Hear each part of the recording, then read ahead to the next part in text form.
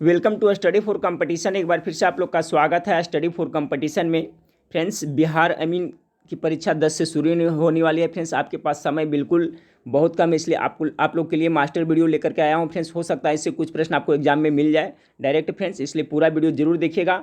और फ्रेंड्स, आपको मैं कल शाम तक यानी कि जब तक एग्जाम रहेगा तब तक मास्टर वीडियो ही प्रोवाइड कराता रहूँगा और साथ में प्रैक्टिस सेट भी प्रोवाइड कराऊंगा। फ्रेंड्स, कम समय रहने के कारण वन लाइनर सभी कर रहा हूँ फ्रेंड्स, क्योंकि सभी क्वेश्चन को टाइप करने में फिर ज़्यादा वक्त निकल जाएगा, ज़्यादा क्वेश्चन आप लोग नहीं देख पाइएगा। ठीक है फ्रेंड्स, इसलिए वन लाइनर कर रहा हूँ। तो इसमें टोटल 100 प्रश्न है जो बहुत ज़्यादा इंपॉर्टेंट है, तो पूरा वीडियो जरूर देखिएगा। और चैनल पर पहली बार विजिट कर रहे हैं तो चैनल को सब्सक्राइब कर बेल आइकन को जरूर दबा दीजिएगा। ठीक है फ्रेंड्स, तो चलिए शुरू करते हैं। आज का पहला सवाल है कि 1 डिग्री देशांतर कितने समय के बराबर होता है। तो देखिए, 1 डिग्री देशांतर बराबर कितना होता है, 4 मिनट होता है। ठीक है, याद रखिएगा। अब इससे क्वेश्चन कैसे पूछा जाता है फ्रेंड्स, पूछा जाता है कि 1 डिग्री बराबर होता है 4 मिनट, तो 15 डिग्री देशांतर बराबर कितना मिनट या कितना घंटा होगा। तो 1 डिग्री में 4 है फ्रेंड्स, तो 15 चक कितना 60 होगा, यानी 60 मिनट होगा या 1 घंटा होगा। अब देखिए, आपको ये कंफर्म रहिएगा कि 1 डिग्री देशांतर बराबर 4 मिनट होता है। तो पूछ दिया जाए 30 डिग्री देशांतर बराबर कितना होगा, तो 30 चक्कर कितना 120 मिनट होगा, यानी कि 2 घंटा होगा। तो इस तरह से इसे प्रश्न एक पूछा जाता है। ठीक है, तो 1 डिग्री देशांतर बराबर 4 मिनट होते हैं, याद रखिएगा। अगर पूछा जाए आपसे फ्रेंड्स, आपसे कि विश्व में कुल कितने समय कटिबंध है, तो 24 समय कटिबंध है। याद रखिएगा, विश्व में कुल कितने समय कटिबंध है, तो 24 है। अगला पॉइंट को देखिए फ्रेंड्स कि मानव शरीर में भूख तथा तृप्ति मस्तिष्क के किस भाग द्वारा नियंत्रित होती है, तो ये आपका हाइपोथैलेमस ग्लैंड के द्वारा होता है। याद रखिएगा, मानव शरीर में भूख तथा तृप्ति मस्तिष्क के किस भाग द्वारा नियंत्रित होता है, हाइपोथैलेमस इसका करेक्ट आंसर होगा। 3 नंबर सवाल को देखिए फ्रेंड्स कि कृष्ण छिद्र सिद्धांत, जिसे क्या कहते हैं ब्लैक होल थ्योरी अंग्रेजी में, को प्रतिपादन किसने किया था, तो भारतीय मूल के एस चंद्रशेखर ने आपका प्रतिपादन किया था। फ्रेंड्स, इसी के क्षेत्र में इनको नोबेल पुरस्कार भी दिया गया था। तो याद रखिए, कृष्ण छिद्र सिद्धांत ब्लैक थ्योरी का प्रतिपादन एस चंद्रशेखर ने किया था। 5 नंबर सवाल बहुत इंपॉर्टेंट है कि किस ग्रह का घनत्व सबसे कम है, डेंसिटी। तो सबसे कम है जो आपका शनि का है फ्रेंड्स, और सबसे ज़्यादा घनत्व पूछे तो आपका पृथ्वी का हो जाएगा। तो ठीक है, इस तरह से आप लोग याद रखिएगा। कम पूछेगा सबसे घनत्व किस ग्रह का है, तो शनि का है, और सबसे ज़्यादा घनत्व किसका है, पृथ्वी का। सबसे तीव्र ग्रह कौन सा ग्रह है फ्रेंड्स, तो आप याद रखिएगा सबसे तीव्र ग्रह है जो बुध है। ठीक है, जो मात्र सूर्य के 88 दिन में ही चक्कर लगा लेता है। ठीक है, और सबसे नजदीक भी है जो बुध सूर्य का है। सबसे गर्म ग्रह अगर जो पूछा जाए फ्रेंड्स, तो पूछेगा तो आपका शुक्र ही होगा। ठीक है, सबसे गर्म ग्रह जो क्या है, शुक्र है। ठीक है, तो याद रखिए सबसे तीव्र ग्रह बुध है, 88 दिन में चक्कर लगाता है। सबसे गर्म ग्रह शुक्र है, और सबसे कम घनत्व शनि का है। सबसे ज़्यादा घनत्व किसका है, पृथ्वी का है।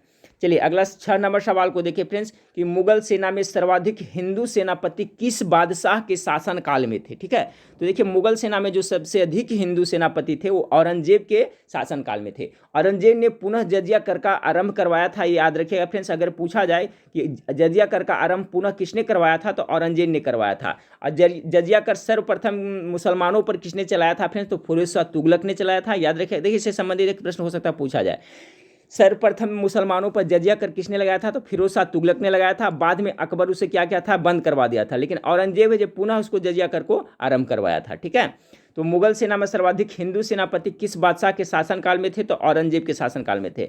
अगला पॉइंट आपका है फ्रेंड्स कि इंद्रधनुष योजना का संबंध किससे, बहुत इंपॉर्टेंट सवाल है। तो देखिए, इंद्रधनुष योजना का संबंध बैंकों के वित्तीय सुधार से है। याद रखिएगा, इंद्रधनुष योजना कर रहा है तो इसका संबंध है जो बैंकों के वित्तीय सुधार से संबंधित है। अब देखिए, एक इंद्रधनुष योजना है फ्रेंड्स, और दूसरा क्या है, मिशन इंद्रधनुष का किससे संबंध किससे है, तो दोनों कंफ्यूज नहीं होगा। एक इंद्रधनुष योजना है तो बैंकीय वित्तीय सुधार से, और दूसरा है मिशन इंद्रधनुष का संबंध किससे है। तो देखिए यहाँ पर लिखा हुआ मिशन इंद्रधनुष अभियान को भारत सरकार ने, केंद्रीय स्वास्थ्य मंत्रालय ने सभी बच्चे को टीकाकरण के अंतर्गत लाने के लिए मिशन इंद्रधनुष को सुशासन दिवस के अवसर पर 25 दिसंबर 2014 को प्रारंभ किया गया था। ठीक है, याद रखिएगा। तो देखिए किसके लिए, तो बच्चों अपने स्वास्थ्य से संबंधित है, स्वास्थ्य मंत्रालय द्वारा यह जारी किया गया था, और बच्चों को टीकाकरण के लिए मिशन इंद्रधनुष चलाया गया था। ठीक है, और एक इंद्रधनुष योजना था जो बैंकीय वित्तीय सुधार से। 9 नंबर सवाल को देखिए फ्रेंड्स, 9 नंबर, भारत का प्रथम संविधान संशोधन कब हुआ था फ्रेंड्स। तो देखिए भारत में जो संविधान में प्रथम संशोधन हुआ था 1951 में हुआ था। और प्रथम संविधान संशोधन में क्या हुआ था, तो 9वीं अनुसूची को संविधान में जोड़ा गया था। पूछा जाता है दोनों क्वेश्चन फ्रेंड्स कि भारत में प्रथम संविधान संशोधन कब हुआ था, तो 1951 में हुआ था। और प्रथम संविधान संशोधन हुआ था तो उसमें कौन सी अनुसूची जोड़ी गई थी, तो 9वीं अनुसूची संविधान में जोड़ी गई थी। हाँ फ्रेंड्स, तो सवाल नंबर 10 देखिए, सवाल नंबर 10 काफ़ी इंपॉर्टेंट है कि भारतीय रिजर्व बैंक को कितने मूल्य तक के करेंसी नोट छापने का अधिकार प्राप्त है। तो देखिए, भारतीय रिजर्व बैंक जो आरबीआई है उसको 10,000 रुपये के करेंसी नोट छापने का अधिकार है। ठीक है, याद रखिएगा कितने, 10,000। याद रखिएगा फ्रेंड्स, पूछा जाता है कि भारतीय रिजर्व बैंक के प्रथम गवर्नर जनरल कौन थे, तो ऑप्शन स्मिथ थे। ठीक है, याद रखिएगा ऑसबॉर्न स्मिथ थे जो प्रथम आरबीआई के आपका गवर्नर जनरल थे। अगर पूछा जाए वर्तमान में भारतीय रिजर्व बैंक के गवर्नर जनरल कौन है, तो शशिकांत दास है फ्रेंड्स, और कैमे है ये भी याद रखिएगा, 25वें ये है आपका। ठीक है, अगला पॉइंट है फ्रेंड्स, प्रथम नीति आयोग के अध्यक्ष कौन है, तो प्रथम अध्यक्ष आपका नरेंद्र मोदी है। नीति आयोग के प्रथम अध्यक्ष कौन है, नरेंद्र मोदी। क्योंकि पूछा ऐसे भी पूछा जाता है कि नीति आयोग के अध्यक्ष कौन होते हैं, तो जो प्रधानमंत्री होते हैं ना वही नीति आयोग के अध्यक्ष होते हैं। तो हाल फिलहाल में आपका नीति आयोग का गठन किया गया फ्रेंड्स, तो आपका प्रथम नीति आयोग के अध्यक्ष कौन बने, तो आपका नरेंद्र मोदी बने। अगला फ्रेंड्स, दाची ग्राम राष्ट्रीय उद्यान किस राज्य में है, तो दाची गांव है जो आपका राष्ट्रीय उद्यान जम्मू कश्मीर में है। अगला पॉइंट है आपका, अगला प्रश्न है कि धान का पौधा नाइट्रोजन को किस रूप में ग्रहण करता है। ध्यान से रखिएगा, धान का पौधा कर रहा है, तो जो धान का पौधा है वो अमोनियम के रूप में नाइट्रोजन को ग्रहण करता है। जनरली पेड़ पौधे नाइट्रोजन का उपयोग किस रूप में करता है, तो नाइट्रस के रूप में करता है, नाइट्रेट के रूप में, याद रखिएगा। ठीक है, लेकिन धान का पौधा जो अमोनियम के रूप में ग्रहण करता है। 14 नंबर सवाल को देखिए, मनुष्य के लिए श्रव्य ध्वनि की आवृत्ति कितनी होती है। ठीक है, तो श्रव्य ध्वनि क्या होता है फ्रेंड्स, 20 हर्ट्ज से लेकर के 20,000 हर्ट्ज तक श्रव्य ध्वनि होता है, और 20 हर्ट्ज से कम रहता है वो अवश्रव्य होता है फ्रेंड्स, और 20,000 से अधिक होता है जो क्या होता है, प्रश्रव्य होता है। तो ये इंपॉर्टेंट है, हो सकता है पूछा जाए। हम लोग के सुनने के लिए जो है श्रव्य ध्वनि है उपयुक्त है, तो ये होता है 20 हर्ट्ज से लेकर करके 20,000 हर्ट्ज तक के बीच में होता है श्रव्य ध्वनि, याद रखिएगा। अगला पॉइंट आपका है फ्रेंड्स कि भारत का प्रथम समुद्री राष्ट्रीय उद्यान कहाँ स्थित है, तो भारत का प्रथम समुद्री राष्ट्रीय उद्यान है जो कच्छ की खाड़ी में स्थित है। यूनेस्को का मुख्यालय कहाँ है, पूछा जा सकता है, तो यूनेस्को का मुख्यालय कहाँ है, पेरिस। ठीक है, पेरिस का कहाँ, फ्रांस में है, यहाँ 2 बार मिस्टेक हुआ, पेरिस में पड़ता है फ्रेंड्स यूनेस्को का। अगर पूछा जाए यूनिसेफ का मुख्यालय कहाँ है, तो ये आपका न्यूयॉर्क में है। अगला प्रश्न है फ्रेंड्स आपका कि ओजोन परत वायुमंडल के किस स्तर में स्थित है, तो याद रखिएगा ये समताप मंडल में है। ओजोन परत है जो वायुमंडल के समताप मंडल में स्थित है। क्वेश्चन पूछा जा सकता है फ्रेंड्स कि जो मौसम संबंधी घटनाएं घटती है वो किस मंडल में घटती है, तो क्षोभ मंडल में घटती है। क्षोभ मंडल को अंग्रेजी में क्या कहता है फ्रेंड्स, तो याद रखिएगा ट्रोपोस्फेयर कहा जाता है। क्या कहा जाता है, ट्रोपोस्फेयर कहा जाता है। तो इसे भी याद रखिएगा कि मौसम संबंधी घटनाएं कहाँ घटती है, तो आपका क्षोभ मंडल में घटती है। ओजोन परत वायुमंडल के किस स्तर में स्थित है, समताप मंडल में स्थित है फ्रेंड्स। और जहाज वगैरह भी जो उड़ता है फ्रेंड्स आपका समताप मंडल में ही उड़ता है, याद रखिएगा। अगला पॉइंट, अगला क्वेश्चन है पादपों में किस संरचना के द्वारा जल ऊपर चढ़ता है, तो देखिए पादप में मुख्य रूप से 2 उत्तक होते हैं फ्रेंड्स, एक जाइलम होता है, एक फ्लोएम होता है। तो जाइलम से क्या है फ्रेंड्स आपका जल ऊपर की ओर चढ़ता है, ठीक है, पेड़ पौधों में। और जो फ्लोएम होता है उत्तक, उससे क्या है कि जो खाद्य पदार्थ बनता है उसका संवहन करता है। तो जाइलम है जो जल को और खनिज लवण को ऊपर जड़ से लेकर सभी जगह पहुंचाता है, और खाद्य पदार्थ का संवहन कौन करता है, तो फ्लोएम उत्तक करता है।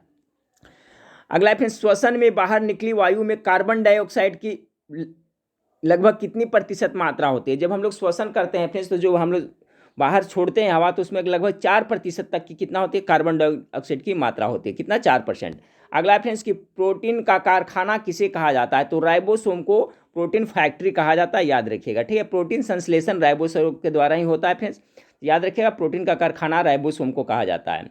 अगला पॉइंट आपका फ्रेंड्स कि मानव में स्वास्थ्य दर प्रति मिनट लगभग कितनी होती है। 1 मिनट में हम लोग 12 से 15 बार श्वसन करते हैं। ठीक है, आप देख लीजिएगा 1 मिनट में लगभग कितना, तो 12 से, एक स्वस्थ मनुष्य में जो श्वसन दर है फ्रेंड्स वो कितना होता है, तो 12 से 15 होता है। ठीक है, तो मानव में स्वास्थ्य दर प्रति मिनट, यहाँ पर होगा श्वसन दर होगा फ्रेंड्स, स्वास्थ्य मिस्टेक से लिखा गया है। मानव में श्वसन दर प्रति मिनट कितना होता है, तो 12 से 15 बार होता है। ठीक है, श्वसन होगा। अगला पॉइंट आपका है फ्रेंड्स कि फेफड़ों तक अशुद्ध रक्त किसके द्वारा पहुंचाया जाता है, तो फेफड़ों तक जो अशुद्ध रक्त पहुंचाया जाता है फुफ्फुसीय धमनी के द्वारा पहुंचाया जाता है। देखिए इसके बारे में थोड़ा सा वक्त दीजिए, मैं बताता हूँ। जनरली फ्रेंड्स जो धमनी है जो आपका है जो शुद्ध रक्त को धोता है। ठीक है, कौन सा शुद्ध रक्त को धोता है, और जो सीरा होता है फ्रेंड्स आपका, जो सीरा होता है वो सीरा होता है जो कौन सा रक्त को धोता है, तो सीरा है जो अशुद्ध रक्त को धोता है। ठीक है, तो अगर पूछा जाए आपसे कि शुद्ध रक्त कौन धोता है, तो धमनी ढोता है, अशुद्ध रक्त कौन धोता है, तो आपका वेन जिसे कहते हैं सीरा ढोता है। अब बात रही फ्रेंड्स कि यहाँ पर दे रहा है फेफड़ों तक अशुद्ध रक्त। अभी मैंने बताया कि क्या धमनी जो शुद्ध रक्त होता है, लेकिन एक्सेप्शन है फ्रेंड्स, अपवाद में है कि फुफ्फुसीय धमनी है जो अशुद्ध रक्त को धोता है, उसी तरह से फुफ्फुसीय जो शिरा है वो आपका शुद्ध रक्त को धोता है। ये दो एक्सेप्शन है। जनरली पूछा जाए तो धमनी शुद्ध रक्त और शिरा अशुद्ध रक्त, लेकिन एक अपवाद में है कि फुफ्फुसीय धमनी है जो अशुद्ध होता है और फुफ्फुसीय शिरा जो शुद्ध रक्त होता है। तो इसका कॉन्सेप्ट क्लियर रखिएगा। तो फेफड़ों तक अशुद्ध रक्त किसके द्वारा पहुंचाया जाता है फ्रेंड्स? तो आप शिरा नहीं मार दीजिएगा, फुफ्फुसीय धमनी होगा, ठीक है। अगला फ्रेंड्स देखिए, उसी तरह से फेफड़ों द्वारा शुद्ध किया गया रक्त बायां आलिंद में किसके द्वारा पहुंचाया जाता है? तो देखिए फुफ्फुसीय शिरा है ना, दोनों अपोजिट, यानी कि शिरा जनरली ढोता है अशुद्ध रक्त, लेकिन ये अपवाद में है। अगला पॉइंट आपका है फ्रेंड्स कि पीत का संचयन कहाँ होता है? तो पित्ताशय में होता है। देखिए पीत का निर्माण होता है कहाँ फ्रेंड्स? बहुत सारे लोग मार देते हैं पित्ताशय में। पित्ताशय में संग्रह होता है, ठीक है। तो अब पित्त का निर्माण पूछा जाए तो यकृत में होता है, लीवर में होता है। इसके अलावा यूरिया का निर्माण भी यकृत में होता है। तो दोनों को याद रखिएगा, पूछेगा तो कि पित्त का निर्माण कहाँ होता है? यकृत में होता है। यूरिया का निर्माण कहाँ होता है? तो यकृत में होता है। पित्त का संग्रह कहाँ होता है? तो पित्ताशय में, लेकिन निर्माण होता है यकृत में। अगला क्वेश्चन देखिए, यकृत में उपस्थित कौन सा पदार्थ मानव शरीर में रक्त को जमने से रोकता है? तो उसे हिपैरिन कहते हैं, ठीक है। हिपैरिन एक पदार्थ है फ्रेंड्स जो को मानव शरीर में रक्त को जमने से रोकता है, ठीक है। हमारे शरीर के अंदर जो खून है फ्रेंड्स, तो इसे हिपैरिन नामक पदार्थ के कारण ही नहीं जमता है, ठीक है, याद रखिएगा। हिपैरिन है जो आपको करेक्ट आंसर होगा। मानव शरीर में पाचन का अधिकांश भाग किस अंग में संपन्न होता है? बहुत इंपॉर्टेंट है। अधिकांश भाग पाचन का छोटी आंत में संपन्न होता है और पचे हुए भोजन का अवशोषण भी आपका छोटी आंत में होता है। अगला पॉइंट है फ्रेंड्स कि इंसुलिन में कौन सी धातु स्थित होती है? ठीक है, यहाँ पर टाइपिंग मिस्टेक हुआ जल्दी में। इंसुलिन में कौन सी धातु उपस्थित होती है? यहाँ पर होगा, ठीक है फ्रेंड्स। तो आपका जस्ता धातु इंसुलिन में उपस्थित होती है। इंसुलिन का स्राव कहाँ होता है? तो पैंक्रियाज अग्नाशय ग्रंथि से होता है, ठीक है। अगला सवाल है फ्रेंड्स कि शरीर में संपूर्ण रक्त किसके माध्यम से शुद्ध होता है? जी हाँ, तो किडनी के द्वारा संपूर्ण रक्त है जो, जिसे हिंदी में क्या वृक्क कहते हैं, उसके द्वारा शुद्ध होता है। गठिया रोग का कारण क्या है फ्रेंड्स? तो देखिए रक्त में प्रवाहित यूरिक एसिड का सोडियम यूरेट के क्रिस्टलों के रूप में जोड़ों में एकत्रित हो जाता है, ठीक है। तो यूरिक एसिड है जो आपका सोडियम यूरेट के क्रिस्टलों में जमा हो जाता है, तो गठिया रोग होता है, ठीक है, याद रखिएगा। Uric acid. गुर्दे यानी किडनी का कार्यात्मक इकाई क्या है? इंपॉर्टेंट है फ्रेंड्स। किडनी का है जो कार्यात्मक इकाई क्या है? नेफ्रॉन है। और देखिए नेफ्रॉन और न्यूरॉन में कंफ्यूजन होता है, इसलिए दोनों में दे दिया हूँ। तो गुर्दे यानी किडनी के कहेगा तो नेफ्रॉन हो जाएगा फ्रेंड्स। और तंत्रिका तंत्र की इकाई पूछेगा तो क्या हो जाएगा? आपका न्यूरॉन हो जाएगा, ठीक है। देखिए नेफ्रॉन है जो किडनी में होता है, चलनी की तरह होता है फ्रेंड्स, ये चलनी इकाई होता है इसका। यह मतलब कि आपका पानी का और खून का अलग अलग करता है, ठीक है। तो यही है आपका फ्रेंड्स। गुर्दे का रहेगा इकाई तो नेफ्रॉन हो जाएगा, तंत्रिका तंत्र की हो जाएगा तो आपका न्यूरॉन हो जाएगा, याद रखिएगा। अगला पॉइंट देखिए फ्रेंड्स कि नाखूनों में कौन सा प्रोटीन पाया जाता है? तो केराटिन प्रोटीन नाखून में पाया जाता है, केराटिन। अगला है फ्रेंड्स आपका कि भारत में पुनर्जागरण का अग्रदूत किसे कहा जाता है? तो राजा राम मोहन राय को कहा जाता है, जिन्होंने आपको 1828 ईस्वी में ब्रह्म समाज की स्थापना किया था, ठीक है, याद रखिएगा।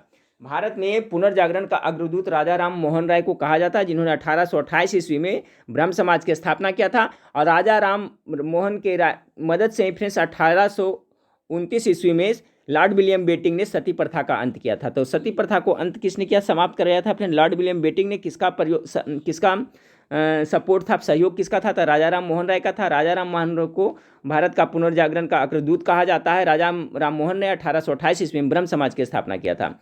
ये बहुत इंपॉर्टेंट है। डिसलेक्सिया नामक बीमारी मानव शरीर के किस अंग से संबंधित है? ठीक है, डिसलेक्सिया है तो फ्रेंड्स आपका मस्तिष्क से संबंधित डिसलेक्सिया नामक बीमारी है, ठीक है। लाल रक्त कणिकाएं शरीर के किस अंग में नष्ट होती है फ्रेंड्स? तो प्लीहा, जिसको हम लोग क्या कहते हैं, हाँ, प्लीहा में आपका नष्ट होते हैं फ्रेंड्स। और लाल रक्त कणिका के जो उम्र होता है 120 दिन होता है। आरबीसी के बारे में कहा जा रहा है फ्रेंड्स। तो देखिए लाल रक्त कणिकाएं शरीर के है जो आपका फ्रेंड्स प्लीहा में नष्ट होता है। इसका जीवन काल कितना होता है फ्रेंड्स? यहाँ पर देखिए नोट्स में लिखा हुआ है सब। इसका निर्माण कहाँ होता है? लाल आरबीसी का तो अस्थि मज्जा बोन मैरो में होता है। इसका जीवन काल 120 दिन का होता है, ठीक है। और इसमें केंद्रक नहीं पाया जाता है, आरबीसी में केंद्रक नहीं पाया जाता है। अगला पॉइंट को देखिए, रक्त किस प्रकार का उत्तक है? बहुत इंपॉर्टेंट है। तो रक्त है जो एक तरल प्रकार का संयोजी उत्तक है। अगला पॉइंट है फ्रेंड्स कि अकबर द्वारा सभी धर्मों में सामंजस्य स्थापित करने के लिए दीन ए इलाही की स्थापना कब हुई थी? इंपॉर्टेंट है। तो अकबर द्वारा दीन ए इलाही की स्थापना 1582 ईस्वी में हुआ था, याद रखिए। दीन ए इलाही धर्म को स्वीकार करने वाला एकमात्र हिंदू कौन था फ्रेंड्स? तो बीरबल था। ये भी क्वेश्चन पूछा जा सकता है। देखिए जो इंपॉर्टेंट पॉइंट है वही मैं आप लोग को बता रहा हूँ। तो देखिए दीन इलाही स्थापना 1582 में कौन किया था? अकबर ने किया था। और दीन इलाही को स्वीकार करने वाला प्रथम हिंदू कौन था? फिर बीरबल था। अगला पॉइंट को देखिए फ्रेंड्स कि अकबर ने अपने संरक्षक बैरम खां को कौन सी उपाधि प्रदान किया था? तो खाने खाना का उपाधि प्रदान किया था। ठीक है। अगला पॉइंट आपका फ्रेंड्स कि अकबर ने बंगाल तथा बिहार को किस वर्ष मुगल साम्राज्य में शामिल किया था? अकबर ने बंगाल तथा बिहार को किस वर्ष मुगल साम्राज्य में शामिल किया था? तो 1576 ईस्वी में। अगला पॉइंट आपका फ्रेंड्स बहुत इंपॉर्टेंट, जब्ता प्रणाली किस मुगल शासक के द्वारा प्रारंभ की गई थी? तो जब्ता प्रणाली अकबर के द्वारा प्रारंभ की गई थी। अगला पॉइंट आपका फ्रेंड्स कि उस्ताद मंसूर, ठीक है, नाम सुनेंगे, पक्षियों का सबसे बड़ा चित्रकार किसके दरबार में रहता था? तो ये जहांगीर के दरबार में रहता था। ठीक है, क्योंकि जहांगीर के दरबार में चित्रकला है जो फ्रेंड्स बहुत आगे गया था, याद रखिएगा। ठीक है, तो याद रखिएगा उस्ताद मंसूर है जो किसके दरबार में रहता था? जो पक्षियों का चित्रकार था, जहांगीर के दरबार में। अगला फ्रेंड्स आपका कि मुगल चित्रकला किस शासक के काल में अपनी पराकाष्ठा पर पहुंची? ये भी मैं बता रहा था कि चित्रकला है जो किसके शासनकाल में पराकाष्ठा पर पहुंची थी फ्रेंड्स? तो जहांगीर के शासनकाल में। अगला पॉइंट आपका है कि शाहजहां को कोहिनूर हीरा किसके द्वारा उपहार में दिया गया था? तो मीर जुमला के द्वारा दिया गया था। याद रखिए शाहजहां को कोहिनूर हीरा मीर जुमला के द्वारा दिया गया था। देखिए फ्रेंड्स जीके जीएस का क्षेत्र बहुत बड़ा था, समंदर है, कुछ भी नहीं कर सकते हैं हम लोग। ज़्यादा से ज़्यादा कर सकते हैं कि ज़्यादा से ज़्यादा प्रैक्टिस सेट कर सकते हैं, इंपॉर्टेंट पॉइंट देख करके जा सकते हैं। जो ज़्यादा पढ़ के जाएगा फ्रेंड्स वही ज़्यादा बना करके आएगा। इसलिए फ्रेंड्स कोई गारंटी नहीं कि कौन सा सवाल पूछ दिया जाएगा, इसका कोई गारंटी कोई नहीं जानता। इसलिए हम लोग के हाथ में क्या है, ज़्यादा से ज़्यादा पढ़ करके जाएँ। किस मुगल सम्राट ने अपनी राजधानी आगरा से दिल्ली स्थानांतरित किया था? बहुत इंपॉर्टेंट है। आगरा, किस मुगल सम्राट ने अपनी राजधानी आगरा से दिल्ली स्थानांतरित किया था? तो शाहजहां ने किया था। अगला पॉइंट है आपका फ्रेंड्स कि बलबन द्वारा प्रारंभ किया गया दरबारी रिवाज सिजदा एवं पोबोस किस मुगल बादशाह के ने समाप्त किया था? देखिए इसमें दो सवाल बनता है कि देखिए सिजदा जो सर झुका कर करके प्रथा शुरू किया गया था, पोबोस और पोबोस वाला, तो ये शुरू किसने किया था फ्रेंड्स? तो बलबन के द्वारा ये दोनों आपका प्रथा शुरू किया गया था। इसको समाप्त कौन किया था फ्रेंड्स? तो शाहजहां द्वारा इसे समाप्त कर दिया था। ठीक है, बलबन ने सिजदा पोबोस शुरू किया था, शाहजहां ने उसे समाप्त किया। 40 नंबर है फ्रेंड्स, स्थापत्य कला का स्वर्ण काल किस मुगल शासक के शासनकाल को माना जाता है? तो सभी जानते होंगे शाहजहां में ही होगा, क्योंकि शाहजहां के शासनकाल में ही आपका आगरा का ताजमहल बहुत सारा आपका बना था फ्रेंड्स, स्मारक बना था। ठीक है, इसलिए शाहजहां के काल को स्थापत्य कला का स्वर्ण काल माना जाता है। अगला फ्रेंड्स, किस मुगल बादशाह को जिंदा पीर कहा जाता था? जिंदा पीर किसे कहा जाता है फ्रेंड्स? याद रखिएगा औरंगजेब को जिंदा पीर कहा जाता है। फर्रुखसियार को घृणित कायर कहा जाता है। किस मुगल बादशाह को घृणित कायर कहा जाता था? फर्रुखसियार को घृणित कायर कहा जाता है। रंगीला बादशाह किसे कहा जाता है? मोहम्मद शाह को रंगीला बादशाह कहा जाता है। ठीक है, याद रखिएगा। तो जिंदा पीर औरंगजेब को, घृणित कायर फर्रुखसियार को, रंगीला बादशाह मोहम्मद शाह को कहा जाता है। पुरंदर की संधि कब तथा किसके बीच हुई थी? याद रखिएगा 1665 ईस्वी में छत्रपति शिवाजी मुगल सेनापति जयसिंह के बीच में हुआ था। ठीक है, छत्रपति शिवाजी और मुगल सेनापति जयसिंह के बीच में पुरंदर की संधि 1665 ईस्वी में हुआ था। दिल्ली के लाल किले में स्थित मोती मस्जिद का निर्माण किसने करवाया था? तो औरंगजेब ने कराया था। याद रखिए दिल्ली के लाल किला के अंदर जो मोती मस्जिद है उसका निर्माण औरंगजेब ने करवाया था, और दिल्ली स्थित लाल किले का निर्माण शाहजहां के द्वारा कराया गया था। सभी याद रखिएगा। अगला पॉइंट आपका फ्रेंड्स कि किस मुगल बादशाह का राजाभिषेक 2 बार हुआ था? तो औरंगजेब का जो राजाभिषेक हुआ था कितने बार हुआ था? 2 बार हुआ था। 51 नंबर सवाल है फ्रेंड्स, टोटल 100 प्रश्न हम लोग देखेंगे। भारत के प्रमुख न्यायाधीश कौन बने? भारत के प्रथम मुख्य न्यायाधीश कौन बने थे? तो हीरालाल जे कानिया है जो भारत के प्रथम मुख्य न्यायाधीश बने थे, हीरालाल जे कानिया। 52 नंबर सवाल, भारत का प्रथम चुनाव आयुक्त कौन थे? तो भारत के प्रथम चुनाव आयुक्त कौन थे? सुकुमार सेन है जो भारत के प्रथम चुनाव आयुक्त थे। अगला पॉइंट है स्मार्ट मनी या प्लास्टिक मनी शब्द का प्रयोग किसके लिए किया जाता है फ्रेंड्स? तो स्मार्ट मनी या प्लास्टिक मनी शब्द का प्रयोग क्रेडिट कार्ड या डेबिट कार्ड के लिए किया जाता है। याद रखिए स्मार्ट मनी या प्लास्टिक मनी। अगला है फ्रेंड्स आपका भारतीय रिजर्व बैंक की स्थापना किस वर्ष की गई थी? तो देखिए भारतीय रिजर्व बैंक यानी आरबीआई की स्थापना कब की गई थी फ्रेंड्स? 1935 ईस्वी में आपका की गई थी। अगर पूछा जाए भारतीय स्टेट बैंक एसबीआई की स्थापना कब हुई थी? तो 1 जुलाई 1955 में। तो दोनों का स्थापना याद रखिएगा। आरबीआई का पूछेगा तो 1935 में, और ठीक 20 साल बाद में आपका एसबीआई का स्थापना हुआ था। इस तरह से भी याद रखिएगा फ्रेंड्स, अगर आरबीआई का आपका याद है तो 20 साल बाद में एसबीआई का हुआ था। ठीक है, याद रखिएगा। इस तरह से कॉम्बिनेशन बना के रखिएगा फ्रेंड्स, तो आपको याद रहेगा। तब यानी आरबीआई 1935 में और 20 साल बाद यानी 55 में एसबीआई का। ठीक है। भारत का प्रथम निजी बैंक कौन सा था, बहुत इंपॉर्टेंट। तो भारत का प्रथम निजी बैंक आपका इलाहाबाद बैंक था, जो भारत का प्रथम निजी बैंक था। अगला फ्रेंड्स, बिहार में किस बैंक की अधिक शाखाएं हैं, टॉप मोस्ट बीबीआई सवाल है। सबसे ज़्यादा शाखाएं आपका बिहार में किसका है, तो एसबीआई का, स्टेट बैंक ऑफ इंडिया का है। अगला फ्रेंड्स आपका कि भारत के किस व्यावसायिक बैंक ने सबसे पहली चलती फिरती एटीएम सेवा शुरू की है, तो आईसीआईसीआई बैंक ने आपका क्या क्या है फ्रेंड्स, आपका चलती फिरती एटीएम मोबाइल एटीएम सेवा की शुरू की है, आईसीआईसीआई बैंक, याद रखिएगा। 58 नंबर सवाल है फ्रेंड्स कि भारत में मुद्रास्फीति मापन की सबसे लोकप्रिय माप क्या है, तो देखिए उपभोक्ता मूल्य सूचकांक के द्वारा मापा जाता है। ठीक है फ्रेंड्स, याद रखिएगा कंज्यूमर प्राइस इंडेक्स, सीपीआई के द्वारा। ठीक है, सीपीआई का फुल फॉर्म क्या होता है, कंज्यूमर प्राइस इंडेक्स। तो भारत में मुद्रास्फीति मापने की सबसे लोकप्रिय माप क्या है, तो उपभोक्ता मूल्य सूचकांक के द्वारा मापा जाता है।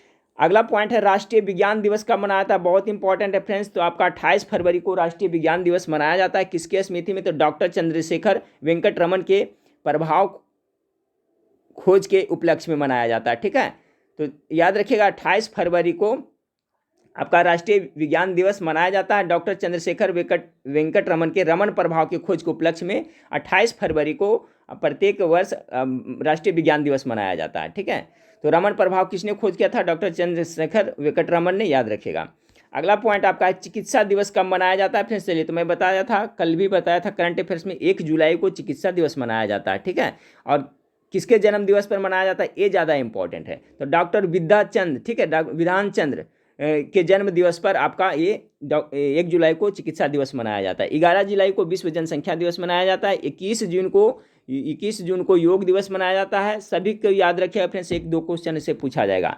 अपसौर की स्थिति कब होती है, पहले भी बता चुका हूँ फ्रेंड्स, अपसर की स्थिति कब होती है, 4 जुलाई को। 4 जुलाई को क्या होता है फ्रेंड्स, कि जो सूर्य से अधिकतम दूरी पर पृथ्वी होता है उसे अपसौर कहते हैं। और 3 जनवरी को होता है फ्रेंड्स, क्या होता है, उपसौर कहते हैं, तो पृथ्वी जो सूर्य से सबसे निकट होती है। तो दोनों का कॉन्सेप्ट क्लियर रखिएगा। अपसौर होता है 4 जुलाई को और 3 जनवरी को होता है जो क्या होता है फ्रेंड्स, 3 जनवरी को होता है जो उपसौर होता है। ठीक है, क्या होता है, उपसौर होता है।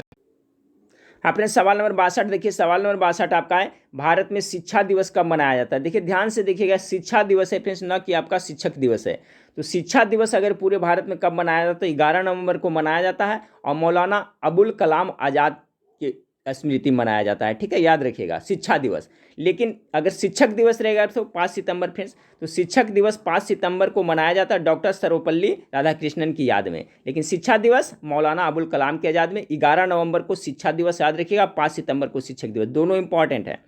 अगला पॉइंट है आपका फ्रेंड्स कि भारत में सुशासन दिवस प्रत्येक वर्ष किस तिथि को मनाया जाता है। चलिए बहुत इंपॉर्टेंट सवाल है, 25 दिसंबर को, क्योंकि फ्रेंड्स अटल बिहारी वाजपेयी की हाल ही में निधन हुआ है, मतलब हाल ही हो गया, 1-1.5 साल हो गया फ्रेंड्स। तो ये याद रखिएगा, इनसे संबंधित प्रश्न आपको पक्का शामिल किया जा सकता है। तो भारत में सुशासन दिवस प्रत्येक वर्ष किस तिथि को मनाया जाता है, तो 25 दिसंबर को मनाया जाता है सुशासन दिवस, अटल बिहारी वाजपेयी की याद में 25 दिसंबर को सुशासन दिवस पूरे भारत में। 64 नंबर सवाल है ज्ञानपीठ पुरस्कार प्राप्त करने वाले प्रथम हिंदी साहित्यकार कौन थे, तो ज्ञानपीठ पुरस्कार प्राप्त करने वाले आपका सुमित्रानंद पंत थे। याद रखिएगा, इंपॉर्टेंट है, ज्ञानपीठ पुरस्कार प्राप्त करने वाले प्रथम हिंदी साहित्यकार सुमित्रानंद पंत थे। राष्ट्रीय गीत की गायन अवधि कितना है फ्रेंड्स, तो 65 संकेत, आधार 1 मिनट 5 सेकेंड, बार बार बताते रहता हूँ। और राष्ट्रीय गीत हमारा है जो वंदे मातरम है।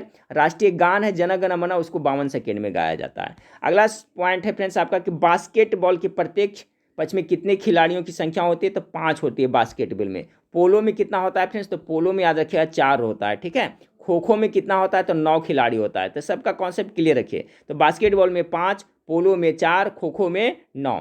चलिए अगला देखिए, यहाँ पर लिखा हुआ है फ्रेंड्स, याद रखिएगा जिम्नास्टिक में 8 होता है। ठीक है, जिम्नास्टिक में कितना प्लेयर होता है एक पक्ष में, 8। वाटर पोलो में कितना होता है, 7। ठीक है, रग्बी फुटबॉल में कितना होता है, देखिए वाटर पोलो रहेगा तो 7 रहेगा, रग्बी फुटबॉल में 15 खिलाड़ी होते हैं, खो खो में 9 खिलाड़ी होते हैं। तो सभी का कॉन्सेप्ट क्लियर है, फिर से एक बार देख लें।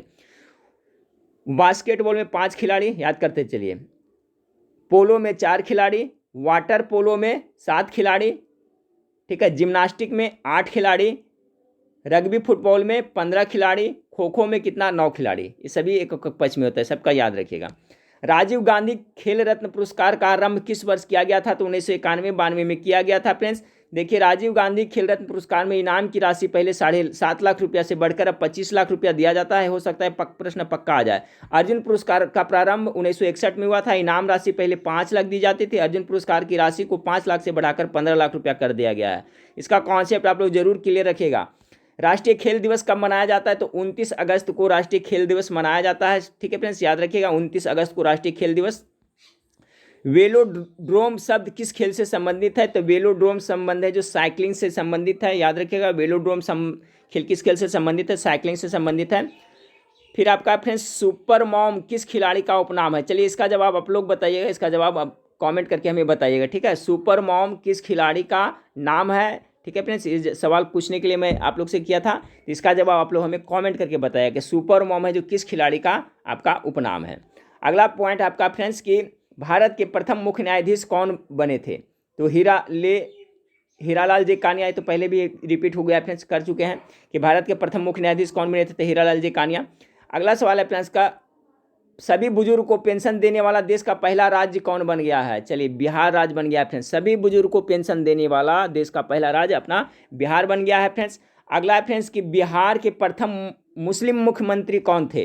तो अब्दुल गफूर है जो बिहार के प्रथम मुस्लिम मुख्यमंत्री थे। चलिए बिहार से संबंधित कुछ जी के देख लीजिए। बिहार में मुख्यमंत्री कन्या विवाह योजना की शुरुआत कब हुई थी? टॉप मोस्ट VVI है। तो बिहार में मुख्यमंत्री कन्या विवाह योजना की शुरुआत 2007 से 2008 में हुई थी। अगला पॉइंट आपका फ्रेंड्स कि बिहार राज्य का क्षेत्रफल भारत के क्षेत्रफल का कितना प्रतिशत है? तो भारत के कुल क्षेत्रफल का 2.16% है। ठीक है, बिहार से संबंधित जरूर याद कर लीजिएगा कितना है, 2.86%। चलिए मुख्यमंत्री परिवार लाभ योजना किस राज्य से संबंधित है? तो मुख्यमंत्री परिवार लाभ योजना आपका बिहार राज्य से संबंधित है। अगला पॉइंट है बिहार में किसान दिवस कब मनाया जाता है? बहुत इंपॉर्टेंट है फ्रेंड्स। बिहार में किसान दिवस कब मनाया गया? ठीक है, कब मनाया गया था? प्रथम बार ऐसा होगा कि बिहार में किसान दिवस प्रथम बार कब मनाया गया था? तो 17 अक्टूबर 1937 ईस्वी में प्रथम बार किसान दिवस मनाया गया था बिहार में। अगला पॉइंट है पटना कॉलेज की स्थापना कब हुई थी? तो 1863 ईस्वी में पटना कॉलेज की स्थापना हुई थी। बिहार के क्षेत्र में आने वाला प्रथम विदेशी कौन था फ्रेंड्स? तो पुर्तगाली था। बिहार के क्षेत्र में आने वाला प्रथम विदेशी कौन था? पुर्तगाली था। बिहार आने वाला प्रथम अंग्रेज यात्री कौन था फ्रेंड्स? बहुत इंपॉर्टेंट है, याद रखिएगा, रॉल्फ फिच। बिहार आने वाला प्रथम अंग्रेज यात्री है तो रॉल्फ फिच होगा। प्रथम विदेशी रहेगा फ्रेंड्स तो आपका पुर्तगाली लोग सबसे प्रथम बार आया था, लेकिन बिहार में आने वाला प्रथम अंग्रेज कौन था? तो आपका रॉल्फ फिच था। बंगाल के किस नवाब ने राजधानी मुर्शिदाबाद से हटाकर मुंगेर स्थापित किया था? बहुत इंपॉर्टेंट है, मीर कासिम ने ऐसा किया था। बंगाल के कौन सा नवाब था जिसने राजधानी मुर्शिदाबाद से हटाकर मुंगेर स्थापित किया था? मीर कासिम ने किया था। चंद्रगुप्त मौर्य के उपरांत मौर्य साम्राज्य का शासक कौन बना था फ्रेंड्स? तो चंद्रगुप्त मौर्य के बाद में कौन बना था? बिंदुसार बना था। ठीक है, बिंदुसार के बाद इसका बेटा कौन था? अशोक था, वो बना था। ठीक है, तो चंद्रगुप्त मौर्य के बाद में बिंदुसार बना था। तृतीय बौद्ध संगीति का आयोजन किसके शासनकाल में हुआ था? अशोक के शासनकाल में हुआ था फ्रेंड्स। सभी को याद रखें, बहुत इंपॉर्टेंट है। इसको मैं ट्रिक से भी बता चुका हूँ फ्रेंड्स। ठीक है, कि किस तरह से हुआ है, ये देखिए। तो देखिए प्रथम बौद्ध संगीति का आयोजन राजगृह में हुआ था। ठीक है, शॉर्ट में लिखते चलता हूँ फ्रेंड्स। पहला हुआ था राजगृह में हुआ था। दूसरा कहाँ हुआ था? तो वैशाली में हुआ था। ठीक है, तीसरा कहाँ हुआ था? तो पाटलिपुत्र में हुआ था। चौथा कहाँ हुआ था? तो आप कश्मीर के कुंडलमेन में हुआ था। अब किसके शासनकाल में हुआ था फ्रेंड्स? इसका मैं एक ट्रिक बताया था, देखिए याद रखना है, कुछ नहीं, अ का अक, ये तो याद रहेगा आप लोग को फ्रेंड्स। अ से देखिए प्रथम बौद्ध संगीति, अ से अजात शत्रु के शासनकाल में। द्वितीय बौद्ध संगीति का से कालाशोक के शासनकाल में। तृतीय बौद्ध संगीति अ से फिर क्या हो गया? अशोक के शासनकाल में। चौथी बौद्ध संगीति का आयोजन फिर के कनिष्क के शासनकाल में। है ना अच्छा उपाय फ्रेंड्स याद करने का? क्या याद रखना है आपको? अ का अक।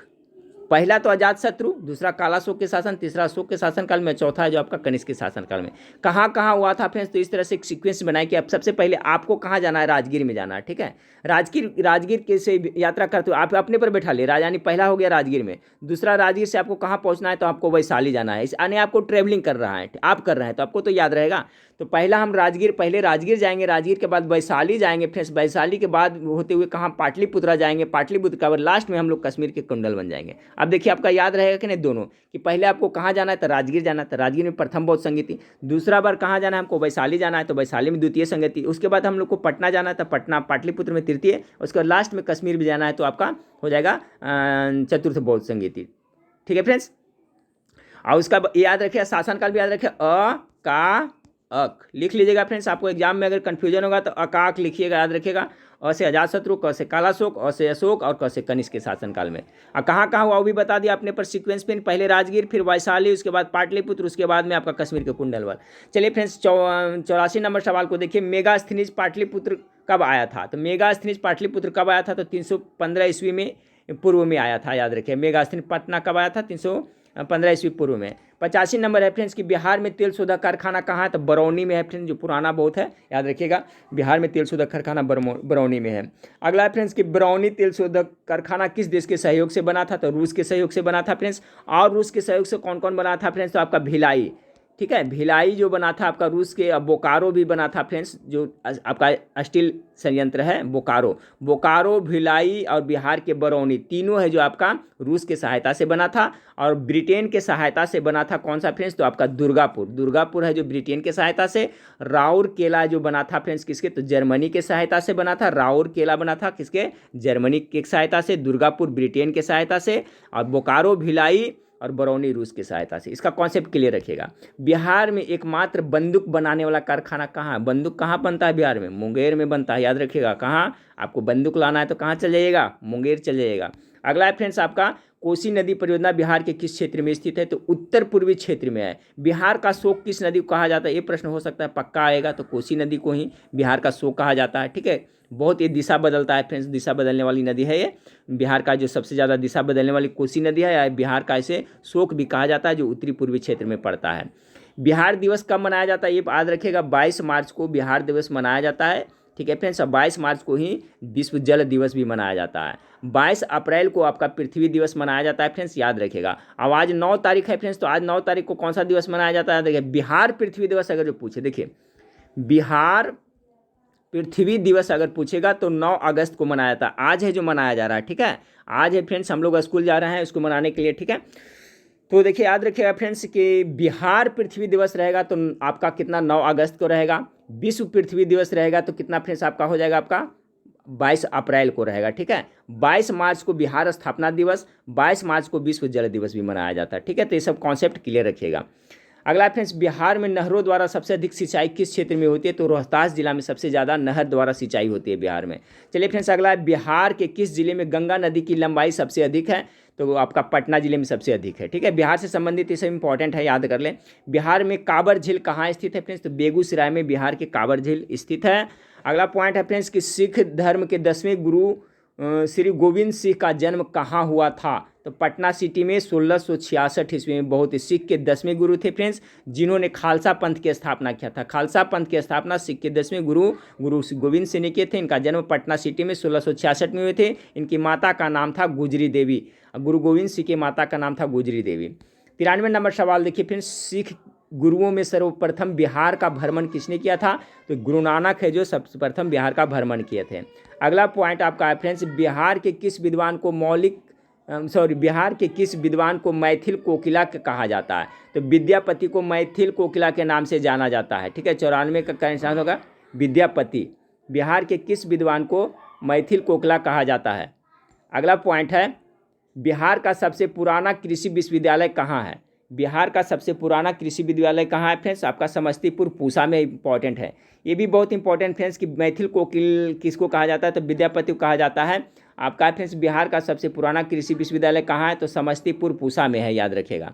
अगला पॉइंट आपका फ्रेंड्स कि क्षेत्रफल की दृष्टि से बिहार का सबसे छोटा जिला कौन है? तो क्षेत्रफल की दृष्टि से सबसे छोटा जिला आपका शिवहर में है। ये देखिए बहुत बार एग्जाम में रिपीट हुआ फ्रेंड्स कि जो आप बिहार का सबसे पुराना कृषि विश्वविद्यालय कहाँ है? तो समस्तीपुर जो पूसा में पड़ता है। क्षेत्रफल की दृष्टि से बिहार का सबसे छोटा जिला शिवहर है। क्षेत्रफल की दृष्टि से सबसे बड़ा जिला बिहार का कौन सा? पश्चिम चंपारण है। अगला पॉइंट को देखिए, नागा डैम पक्षी अभ्यारण्य कहाँ स्थित है? बहुत इंपॉर्टेंट, नागा डैम पक्षी अभ्यारण्य आपका जमुई जिला में पड़ता है। 99 नंबर सवाल को देखिए फ्रेंड्स कि बिहार किस जिले में ककोलत जलप्रपात है? तो नवादा जिले में ककोलत जलप्रपात है। अगला पॉइंट आपका फ्रेंड्स कि बिहार में व्यक्तिगत सत्याग्रह के प्रथम सत्याग्रही कौन थे फ्रेंड्स? तो आपका श्री कृष्ण सिंह थे, ठीक है। इंपॉर्टेंट है, याद रखें। बिहार में व्यक्तिगत सत्याग्रह के प्रथम सत्याग्रही कौन थे? तो श्री कृष्ण थे फ्रेंड्स। इसके बाद में आपका है फ्रेंड्स कि जयप्रकाश नारायण किस पार्टी से संबंधित थे? बहुत इंपॉर्टेंट, जयप्रकाश नारायण आपका समाजवादी पार्टी से संबंधित थे, ठीक है फ्रेंड्स। तो चलिए 100 प्रश्न हो गया फ्रेंड्स, ये आपका ये लास्ट प्रश्न था, ठीक है। तो मेरे ख्याल से इसमें बहुत सारे बहुत इंपॉर्टेंट प्रश्न थे, सभी का रिवीजन 1-2 बार कर लीजिएगा फ्रेंड्स, ठीक है। और आज मैं दिन भर आप लोग के साथ बना रहूँगा फ्रेंड्स, कल भी बना रहूँगा, एग्जाम तक बने रहूँगा फ्रेंड्स। और ज़्यादा पढ़ना है फ्रेंड्स तो हमारे वेबसाइट का लिंक भी इस वीडियो के नीचे डिस्क्रिप्शन में मैं दे देता हूँ, gkmastermind.com है, वहाँ पर जाके बहुत सारा जीके जीएस आप लोग पढ़ सकते हैं, ठीक है। गूगल में जाइएगा फ्रेंड्स, जीके मास्टरमाइंड लिखिएगा तो वहाँ पर आपका सबका प्रैक्टिस सेट दिया हुआ है, बिहार पुलिस फायरमैन का जीके जीएस तो कॉमन होता है ना, तो कोई भी जीके जीएस आप पढ़ करके जाइएगा, ठीक है फ्रेंड्स। तो चलिए नेक्स्ट वीडियो में फिर मिलते हैं, देखने के लिए थैंक यू, धन्यवाद।